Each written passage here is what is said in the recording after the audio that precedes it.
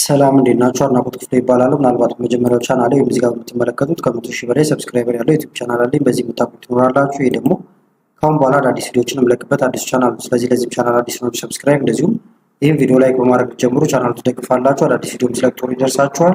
አሁን በቀጥታ ወደ ዛሬው እንሄዳለን። በዛሬው ቪዲዮ የምንመለከተው ምንድነው? ኢሞ ስትጠቀሙ ማስታወቂያ እየመጣ የሚያስቸግራችሁ ከሆነ ብዙ ማስተካከያ መንገዶች አሉ። አንደኛውን አሳያችኋለሁ። መጀመሪያ ኢሞአችሁን ትከፍታላችሁ። ኢሞአችሁን ከከፈታችሁ በኋላ ከላይ ፕሮፋይላችሁ ወይም ፎቶአችሁ ያለበትን ቦታ ትነኩታላችሁ። ከዛ ዝቅ ትሉና ሴቲንግ የሚል አለ ማለት ነው። ስለዚህ ሴቲንግ የሚለውን ይሄንን ትነኩታላችሁ። ይህን ስነኩ ቀጥታ ወደ እነዚህ አማራጮች ሲያመጣችሁ እዚህ ጋር ፈንክሽንስ የሚል አለ። ይሄኛው ማለት ነው። ክሊክ ታረጉበታላችሁ፣ ትነኩታላችሁ። ከዛ እዚህ ጋር የምታዩቸው ኦን የሆኑ ወይም የበሩ ነገሮች አሉ። እነዚህን በአጠቃላይ ታጠፏቸዋላችሁ ማለት ነው። እንደምታዩት ሁሉንም አጥፍቻቸዋለሁ። ከዛ እዚህ ጋር ማረጋገጫ ይጠይቃቸዋል። ከዛ ይሄንን ኮንፊርም የሚለውን ትነኩታላችሁ።